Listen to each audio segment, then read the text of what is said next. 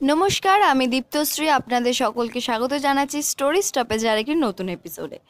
আগের দিন আমি যে গল্পটি পড়ে শুনিয়েছিলাম সেটি হলো রানীগঞ্জের পোড়ো বাড়ি পার্ট 1। আজকে রানীগঞ্জের পোড়ো বাড়ির শেষ পর্ব অর্থাৎ লাস্ট পার্টটি পড়ে আজকে আমি আপনাদেরকে শোনাবো। আশা করি গল্পটি আপনাদের সকলের ভালো লেগেছে এবং আগামী যে পর্ব যেটা আমি এখন বলতে চলেছি সেটিও আপনাদের ভালো লাগবে। তাই অনুরোধ রইল গল্পটিকে শুরু থেকে শেষ পর্যন্ত শোনার।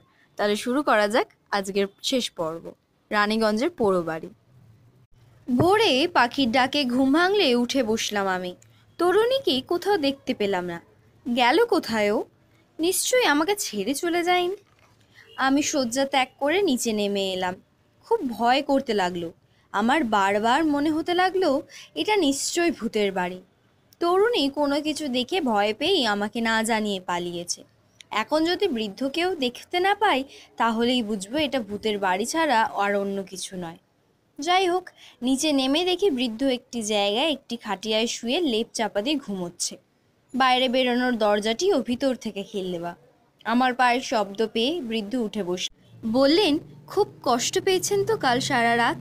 খাওয়া দাওয়াও হয়নি নিশ্চয়। আপনাকে যে 1 কাপ চা খাওয়াবো সে সামর্থ্যও আমার নেই। আমি বললাম, তাতে কি, আপনি যে দয়া করে থাকতে দিয়েছেন এই যথেষ্ট। তারপর বললাম, এই রকম একটা পোড়ো বাড়িতে আপনি একা থাকেন, ভয় করে না আপনার? কিসের ভয়? ভূতের? সে ভয় আমার বাবা নেই। ভয় শুধু একটাই, এই বাড়ি বিক্রি হলে আমি কোথায় যাব। আমি বললাম, হ্যাঁ সত্যিই সেটা চিন্তার ব্যাপার।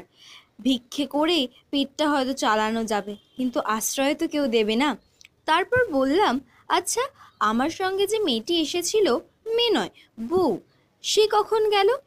বৃদ্ধ চোখ কপালে উঠিয়ে বললেন, আপনি তো একাই এসেছিলেন, আপনার সঙ্গে কাউকে তো দেখিনি।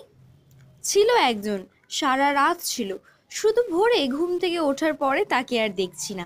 বৃদ্ধ বললেন, অতটা খেয়াল করিনি তাহলে, কিন্তু গেলে তো এখান দিয়েই যাবে, দরজা তো বন্ধ। আমি বললাম, ভুল আমারও হতে পারে, তবু একবার ওপরটা গিয়ে দেখে আসি। আমি আবার উপরে উঠে গেলাম।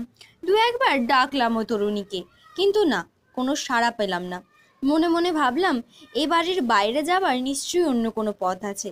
তা সে যাই হোক, যে যাওয়ার সে গেছে। এখন আমি রানীগঞ্জ স্টেশনে গিয়ে পৌঁছাতে পারলেই বাঁচি। আমি আবার নিচে নেমে বৃদ্ধকে বললাম, যদি কিছু মনে না করেন তাহলে আপনাকে 10টা টাকা দিলে আপনি কি নেবেন? বৃদ্ধর চোখ দুটো যেন চকচকিয়ে উঠল। বলল, নিশ্চয়ই নেব, এইভাবেই তো আমার দিন কাটে বাবা। তারপর বললেন, আপনাকে আমি 1 কাপ চাও খাওয়াতে পারলাম না, এ কি আমার কম দুঃখ? আমি বললাম, তাতে কি, বাইরে কোনো চায়ের দোকান নেই? হ্যাঁ আছে, একটু এগোলেই বাঁদিকে। চলুন আমরা দুজনে সেখানে গিয়ে চা খেয়ে আসি। এরপর বৃদ্ধের কাছ থেকে 1 গ্লাস জল নিয়ে চোখ মুখে দিয়ে 10টি টাকা ওর হাতে দিলাম। অপ্রত্যাশিতভাবে এই টাকাটা পেয়ে সে কি আনন্দ ওর!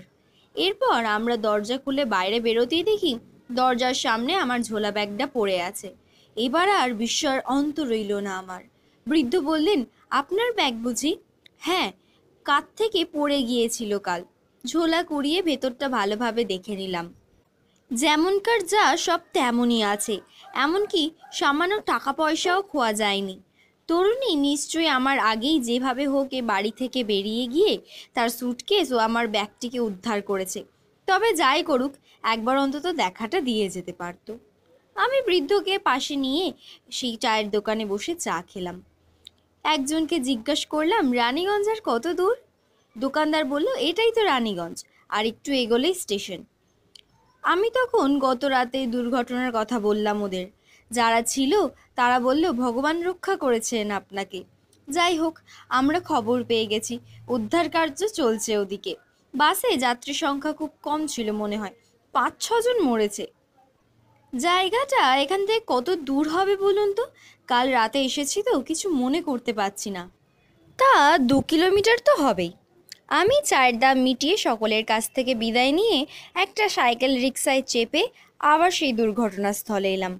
এসে যা দেখলাম তাতে আর নিজের চোখকেই বিশ্বাস করতে পারলাম না। পরপর সবকটি লাশ শোয়ানো আছে রাস্তার ধারে। বহু লোকের ভিড় সেখানে। বাসটিকেও ক্রেনে করে তোলার চেষ্টা করা হচ্ছে। সেই লাশগুলোর মধ্যে একটি হচ্ছে সেই তরুণীর, যাকে আমি হাত ধরে টেনে তুলেছিলাম এবং যে কাল সারাটা রাত আমার সঙ্গে সেই পুরো বাড়িতে কাটিয়েছে।